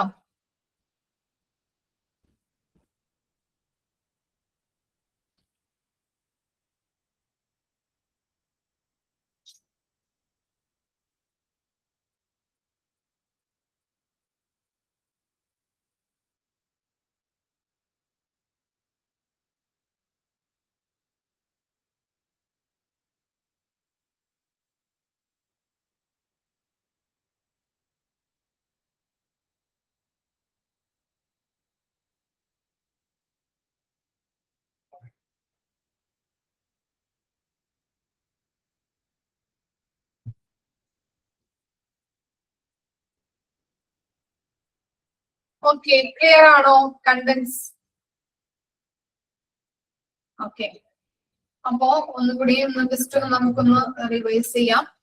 ഓഡിറ്റ് നമ്മുടെ ചാപ്റ്റർ കംപ്ലീറ്റ് ആയിട്ടുണ്ട്. എന്തൊക്കെയാണ് ഓഡിറ്റിൽ നമ്മൾ പ്രധാനമായിട്ട് നോക്കേണ്ടതെന്ന് പറയാം. ഡെഫിനേഷൻ നോക്കാം, അതിന്റെ എയിം നോക്കണം, അതുപോലെ തന്നെ different types of audit. Internal audit എന്താണ്, എക്സ്റ്റേണൽ ഓഡിറ്റ് എന്താണ്, medical audit, clinical audit, organisation audit, അതുപോലെ മെത്തേഡ് നോക്കാം കേട്ടോ. ടൈപ്സ് ഉണ്ട്, ഇമ്പോർട്ടന്റ് ആണ്, വെരി വെരി ഇമ്പോർട്ടന്റ് ആണ്. ക്ലിനിക്കൽ ഓഡിറ്റിന്റെ ടൈപ്സ് ആണ് കൺകറന്റ് ഓഡിറ്റും റെട്രോസ്പെക്റ്റീവ് ഓഡിറ്റും. അതെന്താണെന്നുള്ളതും പഠിച്ചു വെക്കണം. പർപ്പസ് ഒന്ന് വായിച്ചു വെച്ചാൽ മതി. അതുപോലെ തന്നെ എന്താണ് ഈ ഓഡിറ്റ് കമ്മിറ്റി, ക്ലിനിക്കൽ ഓഡിറ്റ് കമ്മിറ്റിയിൽ ആരൊക്കെയുണ്ട്, അത് എപ്പോഴാണ് അവർ കൂടുന്നത്, അതൊന്ന് ഓർത്ത് വെക്കാം കേട്ടോ. വൺസ് എ മന്ത്, ഓക്കെ എന്നുള്ളത് ഓർത്ത് വെക്കാം. പിന്നെ സ്റ്റെപ്പ് നിർബന്ധമായിട്ടും പഠിക്കാം. 2 സ്റ്റെപ്പ്, സ്റ്റേജ് 1 സ്റ്റേജ് 2ന്റെ ഡയഗ്രാം ഒന്ന് പഠിച്ചു വെക്കണം. ബാക്കിയുള്ളത് നോക്കിയാൽ മതി കേട്ടോ.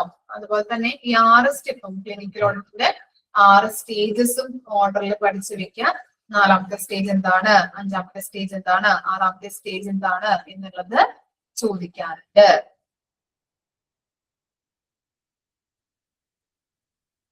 റോൾസ് ഒന്ന് വായിച്ചു വെച്ചാൽ മതി, നിങ്ങൾക്ക് അറിയാൻ പറ്റും. അതുപോലെ തന്നെ അഡ്വാൻറ്റേജ് നിങ്ങൾക്ക് അറിയാം, പ്രോബ്ലംസ് അറിയാൻ പറ്റുമല്ലോ, കാണുമ്പോൾ നിങ്ങൾക്ക് അറിയാം. പിന്നെ കണ്ടന്റ് നിർബന്ധമായിട്ടും പഠിക്കണം കേട്ടോ.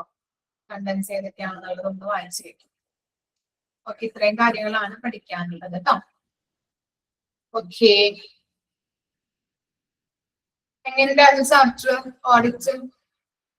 എളുപ്പമുണ്ടോ പഠിക്കാൻ, അല്ലെങ്കിൽ ബോറടിച്ചാ? നല്ലതാണ്. ഓക്കെ, ഇനി മിസ് എടുക്കാൻ പോകുന്ന ചാപ്റ്റർ ആണ് മെറ്റീരിയൽസ് മാനേജ്മെന്റ്. അത് ചിലപ്പോൾ നിങ്ങൾക്ക് ബോറടിക്കട്ടെ, ലെങ്തി ചാപ്റ്റർ ആണ്, ചിലപ്പോൾ ബോറടിക്കാം. കൊമേഴ്സ് സ്റ്റുഡൻസിനൊന്നും ചിലപ്പോൾ കുഴപ്പമുണ്ടാവില്ല, റിലേറ്റ് ചെയ്തിട്ടുള്ള കാര്യങ്ങളാണ് പറയുന്നത്.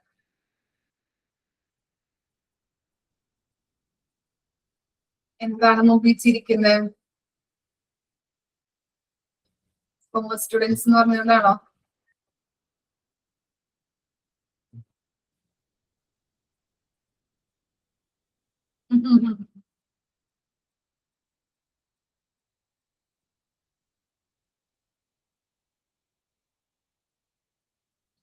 ഓ, കൊമേഴ്സ് സ്റ്റുഡന്റ് ആണ്, അതുകൊണ്ടായിരിക്കാം. അതുകൊണ്ടാണ് കൃഷ്ണേന്ദു കൊമേഴ്സ് സ്റ്റുഡൻസ് ആണെന്ന് പറഞ്ഞിട്ട് അഹങ്കാരം അല്ലെ? നമുക്കും പഠിക്കുമല്ലേ, നമ്മളും പഠിക്കുമല്ലേ? കൊമേഴ്സ് സ്റ്റുഡൻസ് ഒക്കെ എന്ത് അല്ലെ?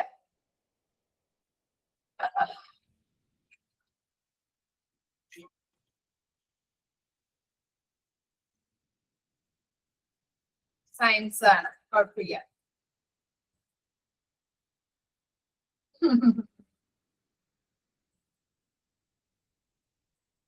ഓക്കെ, പേജ് നമ്പർ കിട്ടിയിട്ടുണ്ടെങ്കിൽ ഒന്ന് പറഞ്ഞു കൊടുത്തോളൂ കേട്ടോ. ചിലപ്പോ ഇതിലെ പേജ് നമ്പർ ചിലപ്പോ കമ്പ്യൂട്ടർ സയൻസ് ആണോ? പല എന്താ പറയാ, എല്ലാവരും ഉണ്ടല്ലേ ക്ലാസ്സിലെ? കമ്പ്യൂട്ടർ സയൻസ്, സയൻസ്, കൊമേഴ്സ്, പിന്നെ ആരൊക്കെയുണ്ട്? ഹ്യൂമാനിറ്റീസ് ഉണ്ടോ? എക്കണോമിക്സ് ഉണ്ട്. ഓക്കെ, എക്കണോമിക്സിനൊന്നും കുഴപ്പമില്ല. Commerce, sociology, okay. എന്റെ അമ്മോ, എല്ലാവരും ഉണ്ടല്ലേ അപ്പൊ നമ്മുടെ ക്ലാസ്സിൽ?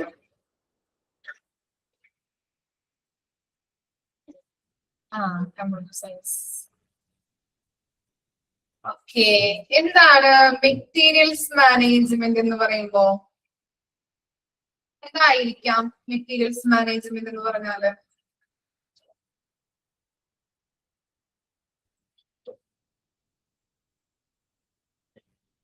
എന്തായിരിക്കാം മെറ്റീരിയൽസ് മാനേജ്മെന്റ്?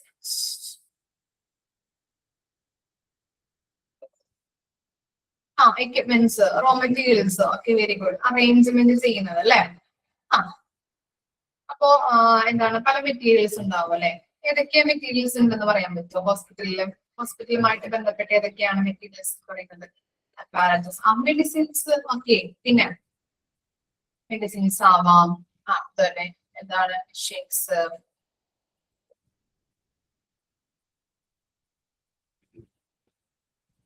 സ്റ്റോക്ക് കഴിഞ്ഞു പോയാ?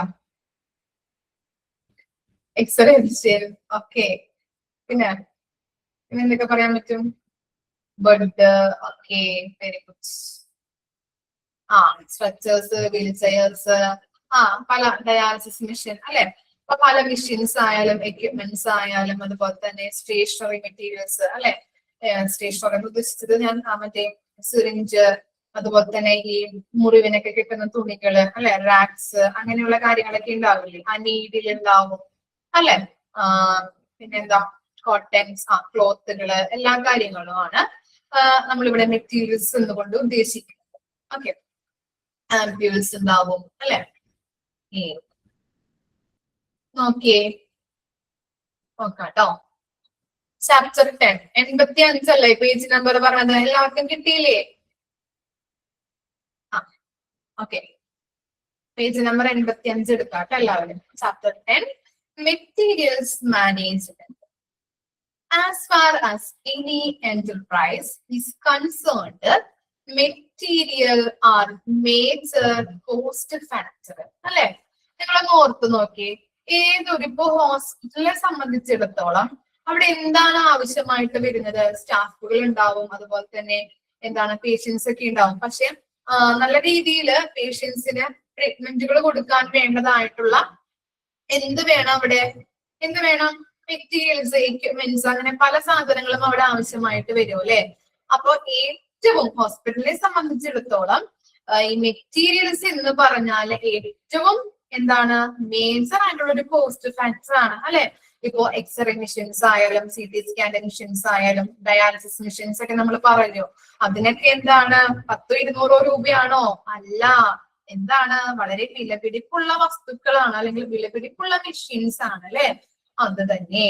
അപ്പോ മെറ്റീരിയൽസ് എന്ന് പറയുന്നത് വളരെ എന്താണ് മേജർ ആയിട്ടുള്ള ഒരു കോസ്റ്റ്ലി മെഷീൻസ് ആയതുകൊണ്ട് തന്നെ മെറ്റീരിയൽസ് എന്ന് പറയുന്നത് വളരെ കോസ്റ്റ് ഫാക്ടർ ആണെന്നാണ് അവർ പറയുന്നത്. About 40% of the budgetary allocation is on procurement and management of stores in healthcare institutions. Okay, procurement എന്ന് പറഞ്ഞാൽ എന്താ? procurement എന്താണ്? procurement meaning എന്താണ്? പർച്ചേസിങ്. ഓക്കെ, പിന്നെ മാനേജ്മെന്റ് അറിയാലോ, മാനേജ് ചെയ്യുന്നത് അല്ലെ. അപ്പോ നമ്മള് എന്താണ്, നമ്മൾ പഠിച്ചു, മാർക്കറ്റിങ്ങിലൊക്കെ നമ്മൾ പഠിച്ചിട്ടുണ്ടായിരുന്നു. ബഡ്ജറ്റ് നമ്മൾ അലോക്കേറ്റ് ചെയ്യുന്നത് അല്ലെങ്കിൽ ബഡ്ജറ്റ് നമ്മൾ പ്രിപ്പയർ ചെയ്യും ഇല്ലേ. ഒരു എന്താണ് പറയാ, ഒരു വർഷം അല്ലെ കഴിയുമ്പോഴത്തേനും നമ്മളൊരു എന്ത് ചെയ്യുന്നുണ്ട്, ഓരോ കാര്യങ്ങളൊക്കെ. ഇപ്പോൾ നമ്മളൊരു സംഭരണം തുടങ്ങുമ്പോഴും നമ്മൾ ബഡ്ജറ്റ് പ്രിപ്പയർ ചെയ്യാറുണ്ട്. ഇന്ന സാധനങ്ങൾക്ക് ഇത്ര രൂപ അല്ലെ, ഇന്ന സാധനങ്ങൾക്ക് ഇത്ര രൂപയായിട്ട് നമ്മൾ മാറ്റി വെക്കാറുണ്ട്. അതാണ് ഇത് ബഡ്ജറ്റ് പ്രിപ്പറേഷൻ എന്ന് പറയുന്നത്.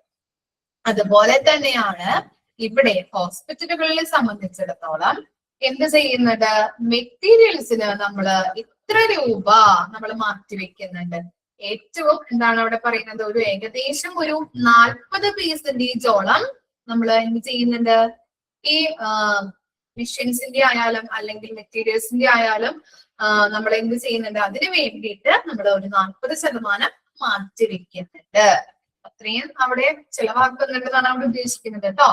ഏറ്റവും വലുതായിട്ടുള്ള അല്ലെങ്കിൽ ഏറ്റവും മേജർ ആയിട്ടുള്ള ഒരു കോസ്റ്റ് ഫാക്ടർ ആണ് മെറ്റീരിയൽസ് എന്ന് പറയുന്നത്. അപ്പൊ നമ്മള് ബഡ്ജറ്റ് പ്രിപ്പയർ ചെയ്യുമ്പോൾ 40% ഇതിനു വേണ്ടി നമ്മൾ നീക്കി വെക്കാറുണ്ട്. Materials can be termed as. ഇനി മെറ്റീരിയൽസിനെ നമുക്ക് എന്തൊക്കെ പറയാൻ പറ്റും? എക്യുപ്മെന്റ് എന്ന് പറയാൻ പറ്റും ഇല്ലേ. അപ്പാരറ്റസ്, അതുപോലെ തന്നെ സപ്ലൈസ് അക്വേർഡ്, സ്റ്റോക്ക് അല്ലെ, അതുപോലെ തന്നെ യൂട്ടിലൈസ്ഡ് ബൈ ആൻ ഓർഗനൈസേഷൻ. അപ്പൊ വിവിധ രീതിയിൽ നമുക്ക് പറയാൻ പറ്റും. എന്തൊക്കെയാണ് എക്യുപ്മെന്റ്സ് എന്ന് പറയാം, അതുപോലെ തന്നെ എന്താണ് അപ്പാരറ്റസ്, യന്ത്രങ്ങള്, അതുപോലെ തന്നെ സപ്ലൈസ് അല്ലെ, സ്റ്റോക്ക്, ഇതൊക്കെ നമുക്ക് ഈ മെറ്റീരിയൽസിനെ നമുക്ക് പറയാൻ പറ്റും. ഇനി ഇമ്പോർട്ടന്റ് ടോപ്പിക് ആണ് വരുന്നത്. Materials management may also be interchangeably defined as store management. Stores management, materials മാനേജ്മെന്റിനെ പറയുന്ന വേറൊരു പേരാണ് എന്ത്? സ്റ്റോർസ് മാനേജ്മെന്റ് എന്ന് പറയുന്നത്. അണ്ടർലൈൻ ചെയ്ത് വെച്ചേ. മെറ്റീരിയൽസ് മാനേജ്മെന്റിനെ പറയുന്ന മറ്റൊരു പേരാണ് സ്റ്റോർസ് മാനേജ്മെന്റ്. അണ്ടർലൈൻ ചെയ്താ? ഓക്കെ, അണ്ടർലൈൻ ചെയ്ത് വെക്കാം കേട്ടോ. ഇനി അവിടെ ഒരു ഡെഫിനേഷൻ കൊടുത്തിട്ടുണ്ട്. ഹൗസ്ലി has defined materials management as the supervision and the control of goods, services and equipments from acquisition to disposition. Acquisition എന്ന് പറഞ്ഞു കഴിഞ്ഞാൽ എന്താണ് അതിന്റെ മീനിങ് വരാ? അക്വിസിഷൻ എന്തായിരിക്കാം? കൈവശപ്പെടുത്തുക, അക്വിസിഷൻ. ഇനി ഡിസ്പൊസിഷൻ എന്ന് പറഞ്ഞാല് ക്രമീകരണം. മാർക്ക് ചെയ്യേണ്ടത് എന്താണ്? ഈ മെറ്റീരിയൽസ് മാനേജ്മെന്റിനെ പറയുന്ന മറ്റൊരു പേരാണ് സ്റ്റോർസ് മാനേജ്മെന്റ് എന്നുള്ളത്. അത് മാത്രം ഒന്ന് അണ്ടർലൈൻ ചെയ്ത് വെച്ചാൽ മതി. ഓക്കെ, അണ്ടർലൈൻ ചെയ്തില്ലേ? ഓക്കെ, അപ്പൊ ഹൗസ്ലി ഡിഫൈൻസ്, ഹൗസ്ലി എന്താണ് ഡിഫൈൻ ചെയ്തിരിക്കുന്നത്? Supervision and control of goods, services and equipments from acquisition to disposition. Acquisition എന്ന് പറഞ്ഞാല് കൈവശപ്പെടുത്തുക, ഡിസ്പൊസിഷൻ എന്ന് പറഞ്ഞാൽ എന്താണ്? ക്രമീകരണം. അപ്പൊ ഇവിടെ നമ്മൾ എന്ത് പറയുന്നുണ്ട്? ഈ മെറ്റീരിയൽസ് മാനേജ്മെന്റ് എന്ന് പറഞ്ഞു കഴിഞ്ഞാല് നമ്മൾ എന്ത് ചെയ്യുന്നുണ്ട്? ഹോസ്പിറ്റലിന് വേണ്ട മെറ്റീരിയൽസ് നമ്മൾ വാങ്ങിക്കോ അല്ലെ? വാങ്ങിച്ചിട്ട് നമ്മൾ അവിടെ തന്നെയാണോ വെക്കുന്നത്, അല്ലെങ്കിൽ ആ സ്റ്റോറിൽ തന്നെ വെക്കോ? ഇല്ല, അതിൻ്റെതായിട്ടുള്ള രീതിയിൽ നമ്മൾ ക്രമീകരിച്ച് വെക്കും. ഇപ്പൊ മെഡിസിൻ ആണെങ്കിൽ എന്ത് ചെയ്യും? ഫാർമസിയിൽ തീർന്നു പോകുന്നതനുസരിച്ച് നമ്മൾ എന്ത് ചെയ്യുന്നുണ്ട്? ഓർഡർ ചെയ്യും. നമ്മൾ ആരുടെ കയ്യിൽ നിന്നാണോ വാങ്ങിക്കുന്നത് ആ സപ്ലയറുടെ കയ്യിൽ നിന്ന് നമ്മൾ ഓർഡർ കൊടുക്കും അല്ലെ? ഓർഡർ ചെയ്തിട്ട് അത് വരുമ്പോ നമ്മള് ഓരോന്നിനും, പാരസെറ്റമോൾ ആണെങ്കിൽ എവിടെയാണോ അത് വെക്കുന്ന ഒരു സ്ഥലം ഉണ്ടാവും അല്ലെ? അല്ലെങ്കിൽ നമുക്ക് തോന്നിയ പോലെ അവിടെയൊക്കെ വെച്ച് കഴിഞ്ഞാൽ ബുദ്ധിമുട്ടാണ്. പല ആളുകൾക്കും പല ഷിഫ്റ്റ് മാറി പല ആളുകളും വരുമ്പോ അത് എന്താണ് നോക്കിയെടുക്കാനൊക്കെ വളരെ ബുദ്ധിമുട്ടായത് കൊണ്ട് ഓരോ മെഡിസിനും ഓരോ എന്താണ് അറേഞ്ച്മെന്റ്സ് ആയിരിക്കും അവര് ക്രമീകരിച്ചിരിക്കുന്നത് അല്ലെ? അപ്പൊ കറക്റ്റ് രീതിയിൽ അവർ അറേഞ്ച് ചെയ്ത് വെക്കുന്നു. നമ്മൾ എന്ത് ചെയ്യുന്നുണ്ട്? അപ്പോ ഗുഡ്സ് ആൻഡ് സർവീസസ് നമ്മൾ ഏറ്റെടുത്തു അല്ലെ? സപ്ലയറുടെ കയ്യിൽ നിന്ന് നമ്മൾ അത് ഏറ്റെടുത്തു. എന്നിട്ട് എന്ത് ചെയ്യുന്നുണ്ട്? ഓരോ സ്ഥലത്തും നമ്മൾ അത് ക്രമീകരിച്ച് അതിൻ്റെതായിട്ടുള്ള രീതിയിൽ നമ്മൾ ക്രമീകരിച്ച് വെക്കുന്നു. അതിനെയാണ് മെറ്റീരിയൽസ് മാനേജ്മെന്റ് എന്ന് പറയുന്നത്. കിട്ടിയാ? എന്താണ് മെറ്റീരിയൽസ് മാനേജ്മെന്റ് എന്ന് പറഞ്ഞാല്?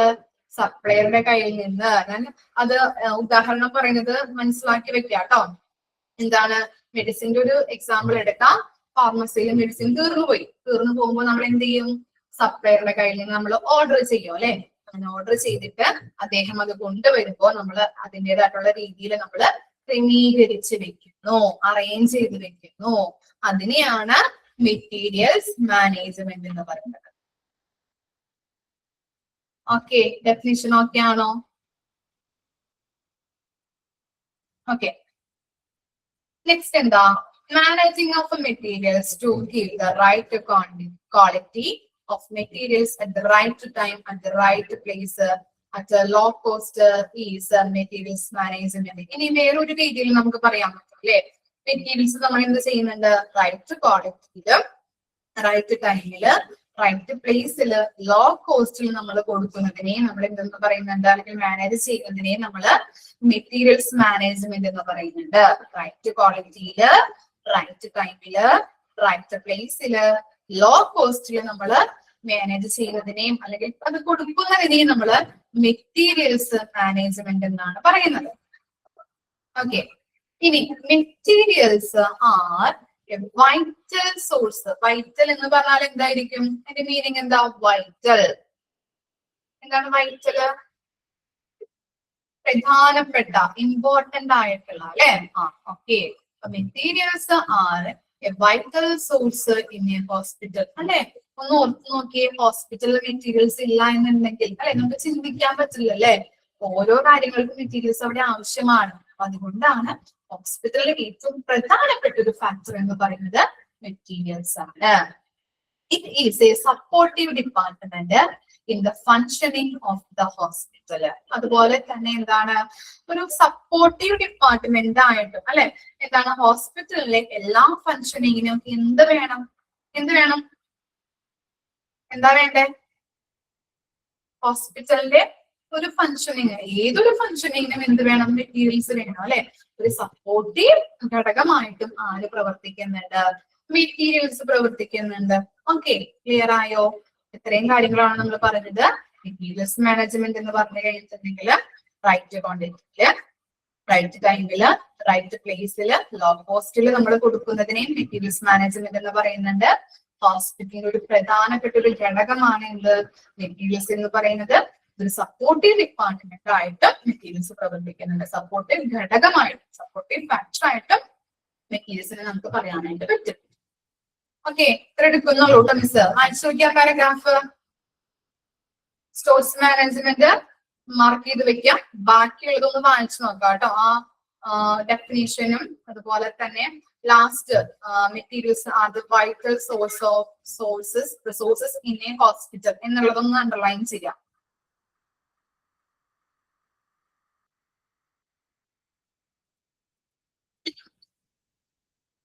വായിച്ചു നോക്കാം കേട്ടോ. ഇൻട്രൊഡക്ഷൻ ഒന്ന് വായിച്ചു നോക്കാം.